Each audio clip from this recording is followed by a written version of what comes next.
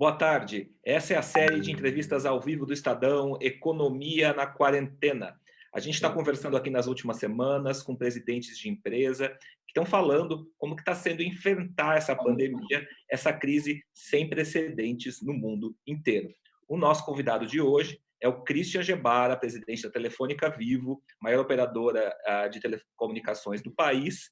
E a gente está aqui, como sempre, com a Mônica Scaramuzo, minha colega, que faz sempre a primeira pergunta, mas antes de tudo, boa tarde para vocês. Boa tarde. Boa tarde, Christian. Obrigada por participar da live aqui do Estadão. Eu queria começar perguntando falar um pouco sobre esse isolamento social que, por conta do coronavírus, mostrou que ter banda larga é muito importante e que essa é uma tendência que deve continuar. A Vivo terá de ampliar investimentos previstos por conta dessa questão de demanda? Bom, boa tarde, Mônica, boa tarde, Fernando. É um prazer aí estar participando aí do Economia em Quarentena e também contar um pouco como a Vivo tem feito, para atuar nesse momento tão único para nós, para a sociedade, para mundialmente, e também como nós estamos conseguindo garantir que o país siga aí conectado. Então, Mônica, sobre a tua pergunta, a Telefônica está há mais de 20 anos no Brasil e vem investindo ao longo desses 20 anos 400 bilhões de reais, Então, eu acho que o que a gente tem hoje em infraestrutura é o reflexo do investimento que foi feito ao longo desses 20 anos, tanto na parte fixa como na parte móvel. No ano passado, foi o recorde de investimento que a gente fez no país, foram 9 bilhões de reais, e acho que agora, nesse momento, e mesmo antes, e com certeza depois, vai ficar claro para todos nós a essencialidade desse serviço. Hoje, nenhum de nós conseguiria estar conectado estudando ou se divertindo com entretenimento ou trabalhando através do home office ou mesmo fazendo hoje essa live que nós estamos aqui em conjunto se não fosse pela conexão. E a conexão é uma conexão de velocidade, Já não vale só uma conexão talvez simples como os primórdios da internet, mas o que as pessoas esperam hoje é uma conexão de velocidade, seja através do celular, através do computador, nas casas delas ou na mobilidade. Então, o investimento até agora foi super elevado. A nossa aposta pelo país sempre foi de investir, independente do movimento, do ciclo econômico que a gente viveu ao longo desses 20 anos. Então, a tendência é seguir em frente. E, Christian, dentro das medidas que o governo está fazendo, ele está flexibilizando o pagamento de algumas contas dos consumidores. Eu queria saber, isso está afetando a Vivo? Vocês estão tendo um aumento de inadimplência? Quer dizer, como que você vê esse movimento específico do governo e como ele afeta a empresa? Olá, Fernando, são vários movimentos, e são várias medidas que foram tomadas. Para começar, eu acho que é importante que nós, operadoras de telecomunicações, em conjunto, definimos várias medidas a benefício dos nossos consumidores. Então, foram medidas que foram feitas de comum acordo, que nesse momento, mais importante do que a concorrência, que ela vai existir, ela existe, é muito mais dar um suporte para a sociedade nesse momento, sabendo que o nosso serviço é quem está possibilitando que as pessoas estudem de casa, trabalhem de casa, ou que possam estar no seu isolamento social da melhor maneira possível. A gente, como indústria, e a Vivo, aqui contando mais em detalhe o que a gente fez, a gente liberou alguns serviços, as televisões estão todas liberadas, a gente deu mais franquia de dados para os clientes também nos nossos planos, tanto pós-pago, controle como pré-pago, e sim flexibilizamos as formas de pagamento. Isso é uma decisão nossa, Então, a gente simplesmente agora, o cliente pode parcelar uma conta em 10 vezes e sem a cobrança de juros e multas nesse período. Nós também estendemos o prazo para o cliente ficar conectado mesmo se ele atrasar o pagamento da conta. Mas o importante, e acho que o governo está muito nesse sentido, é importante que a gente mantenha a economia girando. Então, o pagamento de contas é necessário, porque o pagamento de contas é o que permite a Vivo seguir operando, é o que permite a Vivo pagar seus fornecedores, é o que permite a Vivo assinar o manifesto de não demita, Nós estamos aí junto com outras empresas com esse manifesto de não demitir, é o que permite a gente também ajudar toda a cadeia que em volta de uma empresa de telecomunicações funciona. Nós, para você ter uma ideia, de funcionários e colaboradores da Vivo, somos 33 mil, mas se a gente considerar os indiretos que trabalham com exclusividade para a Vivo, nós estamos falando de 150 mil, são 150 mil famílias, fora todos os demais fornecedores que fazem parte da nossa cadeia. O governo, só para complementar um pouco isso, sim que fez, e aqui foi junto com o Ministério uma MP que permitiu que a gente postergasse o pagamento de alguns impostos setoriais, né, o imposto do Fistel, que isso sim nos deu uma ajuda de caixa de liquidez. Primeiro foi uma postergação no período mais curto, agora sim foi postergado até agosto.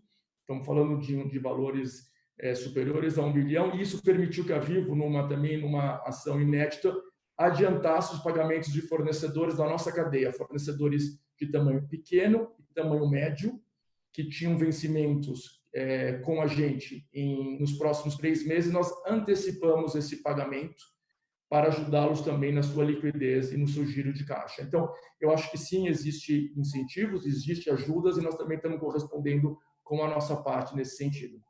Uma pergunta só para esclarecer. Já teve um efeito na inadimplência de vocês, essa possibilidade do consumidor poder não pagar e ficar sem o serviço? É uma coisa que os consumidores estão usando dessa possibilidade muito fortemente, ou não é tão grande assim? Não, a gente não conseguiu observar nada com um efeito muito relevante, Fernando. Tá tudo assim, nós estamos ainda também talvez no começo desse ciclo, né?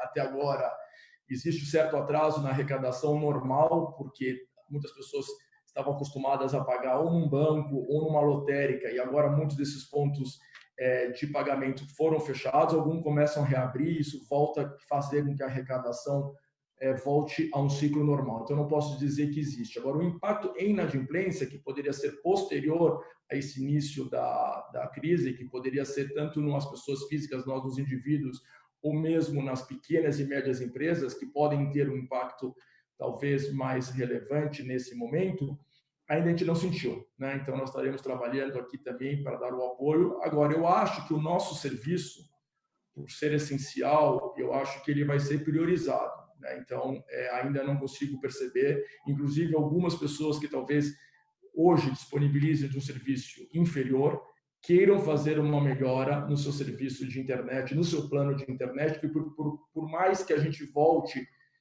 a uma certa, né, a normalidade, eu acho que enquanto não tiver uma solução para a saúde que seja definitiva, essa normalidade ainda vai ter que contar com muito do uso da internet em casa ou com muito do uso da digitalização nas relações, né? E evidentemente, alguns usos que talvez fossem ocorrer ao longo dos próximos anos se aceleraram, né? Então, talvez o ensino à distância, que algumas pessoas poderiam antes ter certo receio, isso vai ser uma realidade que veio para ficar, né? Ela vai complementar de qualquer maneira qualquer tipo de ensino. A telemedicina, que sempre houve muita discussão sobre como fazer, num país do tamanho do Brasil, que tem, né, esferas continentais, com uma carência de serviços médicos em pontos remotos desse país, claro que a telemedicina vai ser uma solução que também veio para ficar, para dar alguns dos exemplos que eram iniciativas que a Vivo já estava trabalhando com parceria para poder avançar. Christian, como você mesmo falou há pouco, né, as operadoras aí se uniram nesse momento, né, de pandemia, né, e estão oferecendo mais banda larga, tudo. Como que ficou a concorrência aí? A Vivo conseguiu avançar espaço? Como que você vê esse movimento? Mônica, assim, o que a gente quis como setor é que não aproveitar de alguma fraqueza, alguma desvantagem de algum competidor para tentar avançar no mercado numa situação como essa. Acho que o mais importante é que o maior número de pessoas consiga estar conectada, né, e que a gente possa conseguir dar essa resposta a uma crise que vivemos nesse momento. Então, não existiu, eu dou uma oferta, o outro não dá. Então, a gente teve um acordo, o que a gente pode dar, com o principal objetivo, manter os serviços funcionando. As redes, importante destacar que as redes tiveram um incremento importante do uso de dados, né? As pessoas agora estão em casa, usando dados para estudar, usando os dados para ver vídeos, usando os dados para ver games, usando os dados para fazer home office, usando os dados eventualmente para fazer telemedicina. É uma concentração de uso no mesmo período de tempo que antes nós não tínhamos, né? As pessoas estariam nas escolas, nas crianças, então não estariam usando a internet, ou as pessoas estariam em reuniões presenciais, não estariam fazendo videoconferência. Então, existiu a principal preocupação nossa em manter as redes. Nossos incrementos, para vocês terem uma ideia, na parte de rede fixa, chegou a 30% a 40% de aumento de tráfego em momentos. E conseguimos conter esse incremento, pelo todo o investimento que eu comentei anteriormente e pela possibilidade de ter uma rede robusta, uma tecnologia de ponta que conseguiu dar essa resposta que a gente tem. Então, assim, a concorrência vai existir e ela está sim, mas nós não somos adversários. No momento onde o principal inimigo que nós todos estamos aqui combatendo é o coronavírus, a gente procurou essa união, foi inédita no setor e a gente aí colocou, inclusive, publicamente todos os benefícios para o cliente numa campanha conjunta. Uma coisa, todo mundo fala, o mundo não será mais como antes, o trabalho remoto vai passar a ser uma coisa comum a partir de agora. Empresas que disseram que tinham medo de fazer home office viram que elas conseguem funcionar em home office. O que você vê uma oportunidade para a Telefônica Vivo? A gente sabe que os setores vão se recuperar de uma forma desigual. A gente sabe que viagem e turismo, por exemplo, vai demorar mais.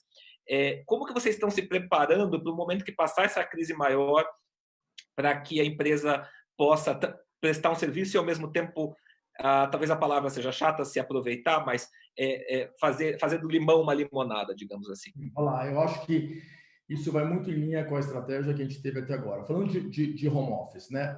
Antes de falar o que a gente oferece aos nossos consumidores, vamos falar o que a gente é como companhia, né? Como comentei, 33 mil colaboradores, 150 mil diretos. A gente já tinha o home office implementado na companhia. Todo mundo que tem um trabalho, que não seja um trabalho de loja, um trabalho técnico, que permite fazer trabalho de home office, tinha disponível a possibilidade de fazer. Era uma vez na semana e ano passado a gente incrementou para 2 vezes na semana. Então, quando a gente teve que virar a chave da companhia para ser uma empresa 100% home office, exceto as pessoas que têm essa relação com a rede, que teria que estar trabalhando no campo, a gente conseguiu fazer isso em 2 dias. Nós conseguimos colocar toda a companhia porque todas as ferramentas estavam lá. A gente, inclusive, os nossos call centers, nós temos call center próprios e call center de terceiros. Os nossos call center próprios, estamos falando de 3 mil pessoas ou mais. Se a gente considerar parte do nosso call center de terceiros, a gente colocou todo mundo em home office, né? Então, nós temos nosso call center próprio em home office. As pessoas trabalhando de casa, inclusive, é interessante ver depoimentos de clientes, né, que colocam em redes sociais que ligou para o call center da Vivo, escutou uma criança, escutou um cachorro e percebeu que essa pessoa estava trabalhando de casa e reconheceu o esforço da companhia. Como a gente faz isso internamente e acredita que esse é um modelo de presente e de futuro, a gente achava que era de futuro, mas agora a gente percebeu que isso é necessário agora. As nossas soluções, e para pequenas empresas, médias empresas ou grandes empresas, engloba uma quantidade de serviços que permite que as empresas sejam muito mais digitalizadas, né? E muito mais digitais, no final, dando a possibilidade de fazer home office como outras coisas, né? Que tenha todos os seus arquivos no cloud, que tenha o cybersecurity, que tenha os equipamentos que permitam você fazer uma transição como essa, mantendo todas as premissas de segurança e de funcionamento da empresa. Então, você está certo. Eu acho que isso era algo que já estava no nosso DNA, era parte da nossa estratégia. O nosso propósito é digitalizar para aproximar, né, que a gente fala em levar infraestrutura, levar serviços digitais, e para aproximar pessoas, mas também aproximar empresas dos seus clientes, aproximar várias coisas que a digitalização permite. Então, acho que essa oportunidade não é que a gente vai explorá-la mais. Eu acho que a demanda vai ser muito maior.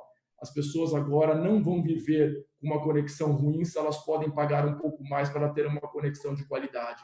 As pessoas não vão deixar de ter, talvez, um equipamento que permita que o Wi-Fi seja espalhado de forma mais homogênea pelas casas delas, porque antes elas pensavam, eu só uso o Wi-Fi aqui quando eu estou no fim de semana, agora talvez ela tenha que usar o Wi-Fi de maneira compartilhada com outros membros da família todos os momentos do dia. Acho sim que é uma oportunidade que nós vamos capturar, né? E acho que isso vai crescer de maneira orgânica, sem que a gente faça muito esforço. Christian, a Telefônica é uma empresa espanhola, um dos países mais afetados na Europa pelo coronavírus. A crise de lá é diferente de aqui, assim? Em que o grupo se espelhou lá fora para trazer para cá e que o Brasil também ensinou alguma coisa para a Espanha nessa crise? Há essa troca? Olá, acho que é uma boa pergunta, Mônica. Eu acho que eles começaram a crise, acho que chegou mais forte na Espanha antes do que chegou no Brasil, né? Então, teve sim, estamos falando de 1 ou 2 semanas de aprendizado lá que a gente conseguiu trazer para cá. Então, a decisão, por exemplo, da gente virar a empresa inteira para home office foi muito mais rápida aqui do que tinha sido lá. O incremento de uso das redes lá também foi de 40% a 50% na primeira semana. Isso também nos levantou as alertas aqui da gente preparar a nossa rede, para o possível incremento assim que o isolamento começou a ocorrer aqui também no Brasil.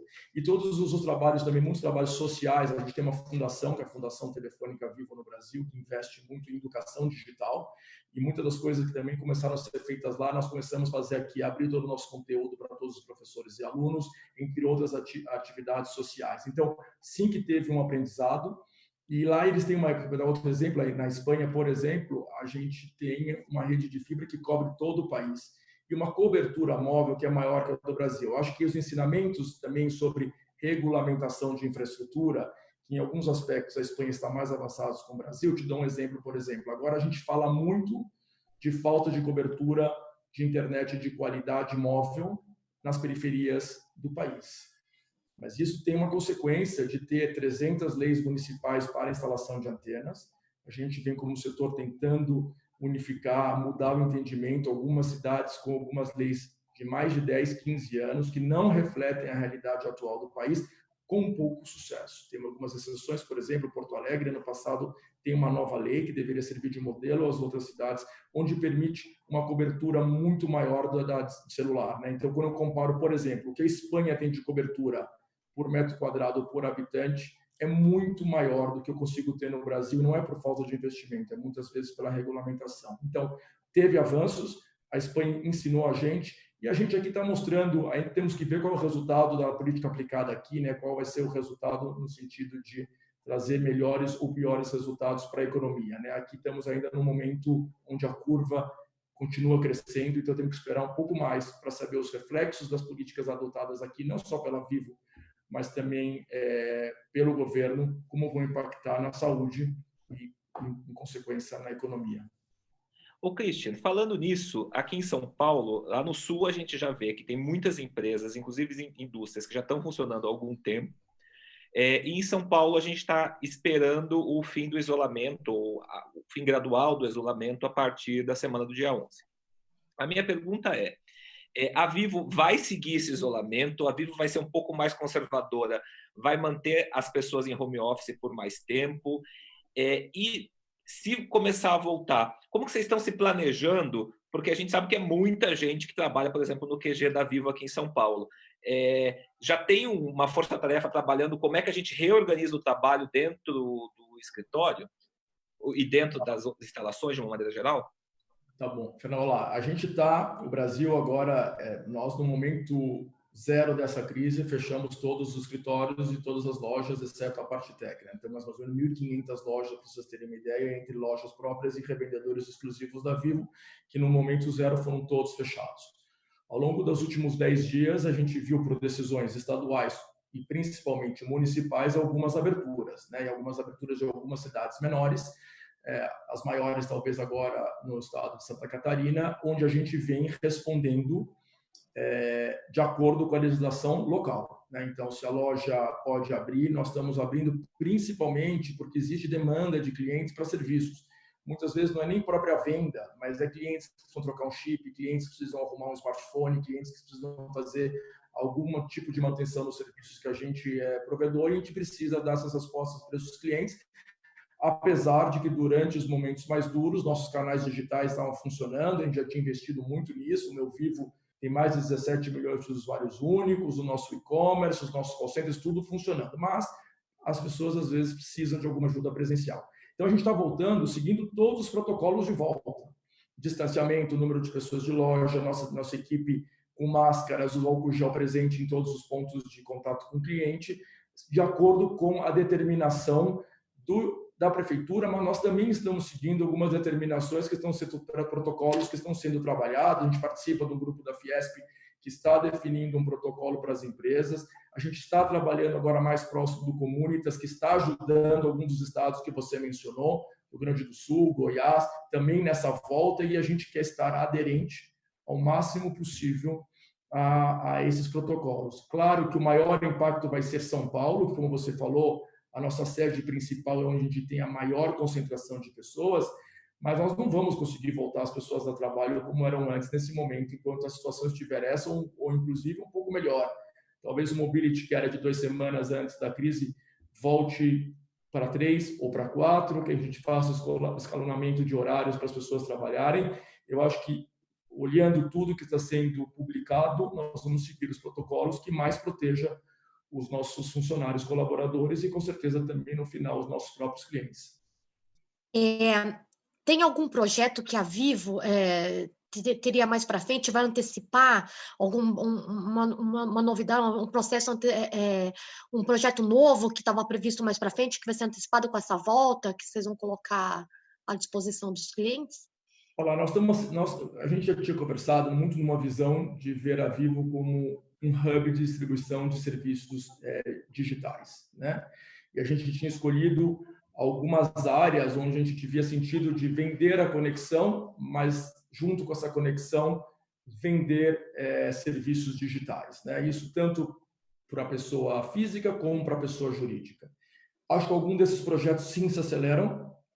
Eu acho que nós vamos ter lançamentos bem breves sobre parcerias com entretenimento, parceria com serviços de entrega. Estamos trabalhando em parcerias de serviços financeiros, que já falou anteriormente, que acho que agora a gente volta a fazer com mais acelerado. E acho que uma área nova, que a gente já estava em conversa, mas que a gente acelera, também vai ser parcerias em telemedicina e educação à distância.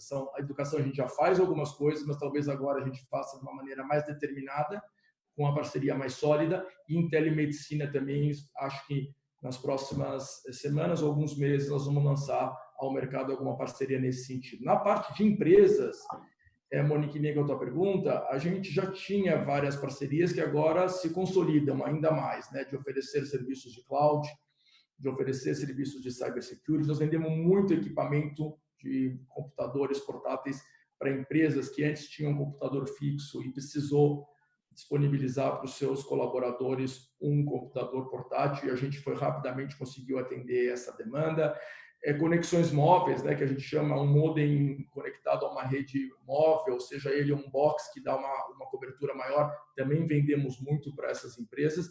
Então, eu acho que não é que não muda radicalmente nada que a gente já vinha construindo, mas acelera muitas das coisas, sempre com essa visão de que a gente vai distribuir alavancando numa marca que é uma marca querida e admirada e que tem reputação e credibilidade, um canal de venda, seja ele físico ou online, que é um dos maiores canais de vendas do Brasil, a possibilidade de faturar cliente através da nossa fatura, que muitas vezes o cliente não tem um cartão de crédito e a gente dá a possibilidade de ele comprar, somado com uma força de vendas que sempre pode dar esse serviço consultivo e explicar os serviços que muitas vezes os clientes não têm essa possibilidade. Eu acho que isso mais que se reforça e coloca a gente em outro patamar nessa visão de provedor de serviços digitais também. Ô, Christian, falando um pouco do combate geral ao coronavírus do Brasil, a gente viu muito ruído entre o que queriam governadores, o que queriam certos prefeitos e o que queria o governo federal. A gente agora está num sistema e numa projeção de volta ao trabalho gradual. Já voltou em alguns lugares, e em São Paulo, que é um dos epicentros do coronavírus no Brasil, a gente está programado ali para a segunda semana de maio. A minha dúvida, você acha que foi uma boa condução? Você acha que a gente corre o risco de voltar e depois ter que fechar, e isso pode ser pior? Como que você está vendo a situação agora e o que a gente construiu até aqui nesse combate ao coronavírus? A gente está tentando contribuir, e a Vivo é uma empresa nacional, mas com uma presença local, né? Nós temos uma loja nos diferentes municípios, nós temos um site de conexão móvel nos diversos municípios, nós temos uma rede de fibra nos diversos municípios. Então, a gente tem que atender às determinações locais, né? Porque isso é o que define a gente poder ou não continuar com o nosso serviço. Acho que é muito difícil ter uma fórmula de sucesso para essa pandemia, Fernando. Eu acho que aqui entendo que o Brasil tem um tamanho gigante continental, e eu acho que aqui a fórmula que a gente vai ter que seguir, e acho que é o que todos os governos federais, estaduais ou municipais querem seguir, número de pessoas infectadas e leitos disponíveis de UTI, ou leitos disponíveis nos hospitais. Eu acho que se essa fórmula ela tem que ser seguida, a informação tem que estar lá.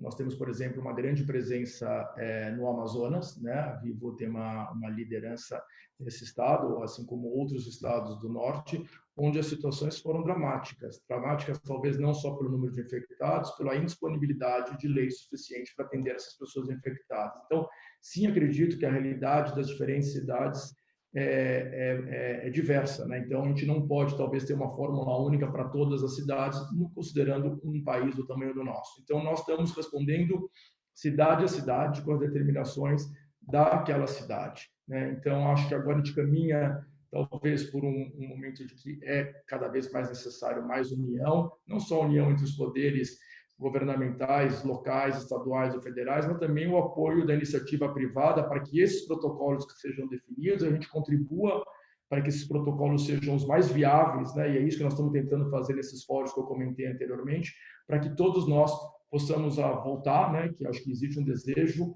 mas uma volta muito controlada, que com certeza não vai ser uma volta nesse momento como era antes do início dessa crise. Estamos chegando nos minutos finais aqui da nossa live. Eu queria perguntar para você que tipo de lição a gente tira, né? Que lição a gente tira dessa crise, Christian?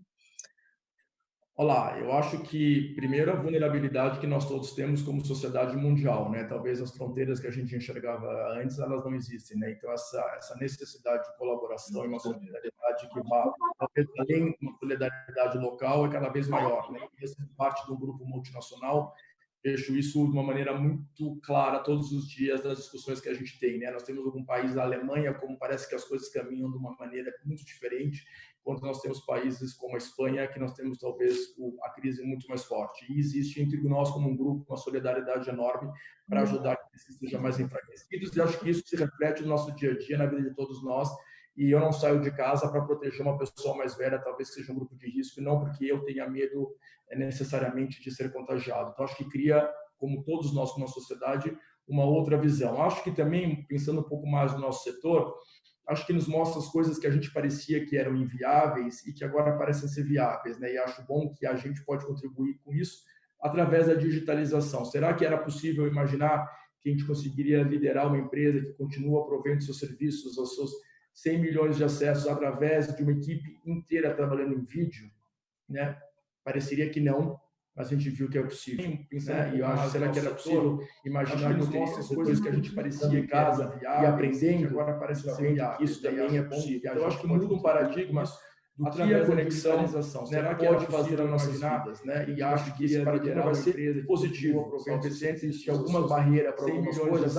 Telemedicina não é bom por causa disso, disso tem risco. Sim, tem risco, mas a melhor talvez seria a telemedicina. A gente viu que é deixar pessoas sem ser impulsar. A educação à distância não é igual a emergência de auxílio, mas é melhor talvez para em casa e aprender a falta por isso tem capacidade de chegar para esse momento. Então, é uma mudança de paradigma, onde todos nós, se tivéssemos algum tipo de preconceito sobre o que era possível fazer, algumas barreiras como essa, eu acho que as crises trazem isso, né? A possibilidade de você enxergar em você mesmo limites que antes pareciam existir, você tem que usar, a educação de todas não é igual a não termos mais em casa e aprender a forma. Mais uma edição aqui da nossa live Economia na Quarentena se encerra. A gente volta na próxima terça-feira com mais uma entrevista. E eu queria agradecer tanto a minha colega Mônica Escaramuza quanto a presença do Christian Gebara nessa live de hoje. Muito obrigada. Olha, Mônica, Fernando, muito obrigado. É um prazer aí enorme estar aqui com vocês nessa live, mais um pouco aí da nossa visão, né? Mais uma edição aqui da nossa live Economia na Quarentena se encerra. A gente volta na próxima terça-feira com mais uma entrevista. E eu queria agradecer tanto a minha colega Mônica Escaramuza quanto a presença do Christian Gebara nessa live de hoje. Muito obrigada. Obrigado. Obrigada. Obrigado. É um prazer aí enorme estar aqui com vocês nessa live, mais um